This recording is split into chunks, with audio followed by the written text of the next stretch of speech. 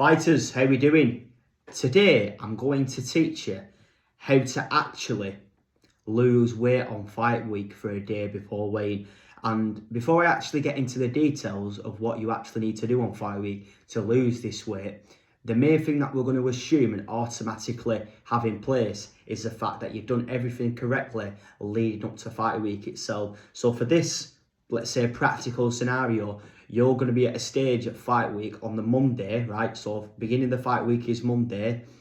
The day before the weigh-in is going to be, Friday is going to be the weigh-in, and the fight is going to be on the Saturday, okay? So what we're going to do is we're going to get to fight week, all right? As I say, assuming that you've already done everything correctly, 3 to 4 kilograms above your fighting weight, okay?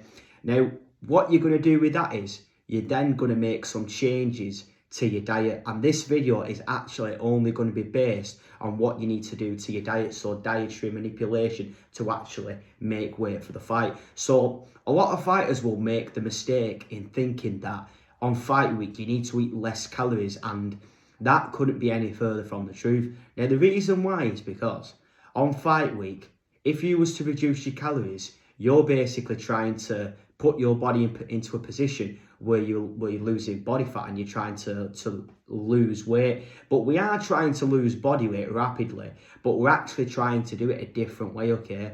So the way we're actually trying to do it is we're trying to manipulate your total body water, okay? And the way we actually do that is by changing the components of your diet. So we still actually want to eat at a maintenance level of calories, so we keep your energy intake actually matching what your expenditure is. So that could be 2,500, 2,600 calories. It depends on your body weight and what your maintenance calories would be. But the changes to the diet that we're going to make are these, okay?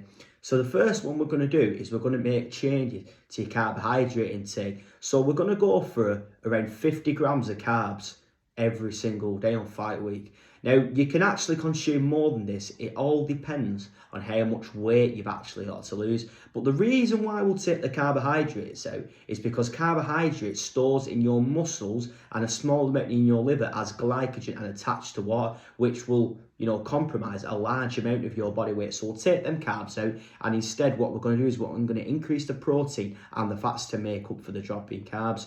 Another thing that you're going to do is you're going to lower your fibre intake around 10 grams, so exclude any vegetables, sweet potato, and any foods that are going to be high in fibre.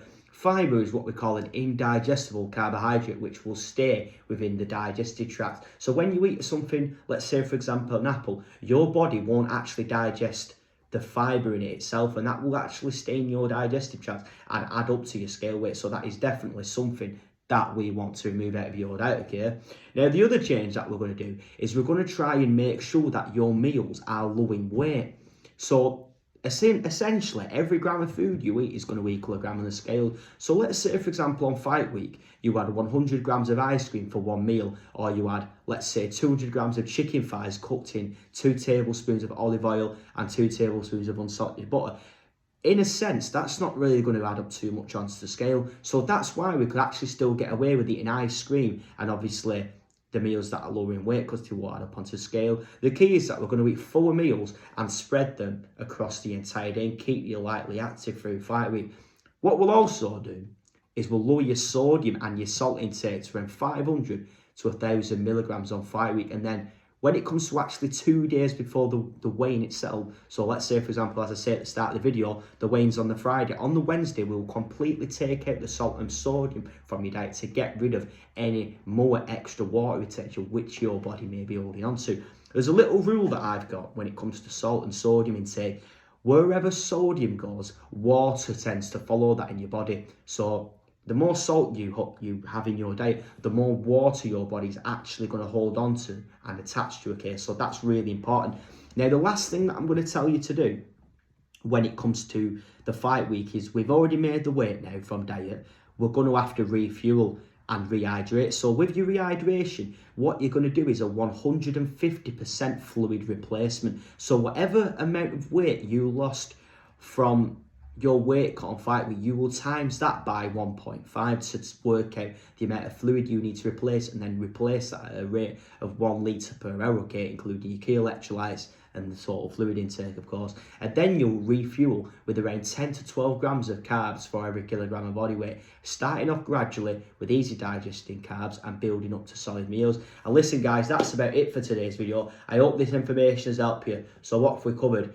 What weight you need to be at the beginning of fight week, 3 to 4 kilograms above your fighting weight. You need to make changes to your diet, such as lowering your carbs, your fibre, your sodium and your meal weight. And then once you've made that weight, you need to replace the fluid you've lost, the key electrolytes, and get the carbs back into your body. That's about it. If you like this information, don't forget to give me a subscribe to my YouTube channel for more videos. Cheers guys.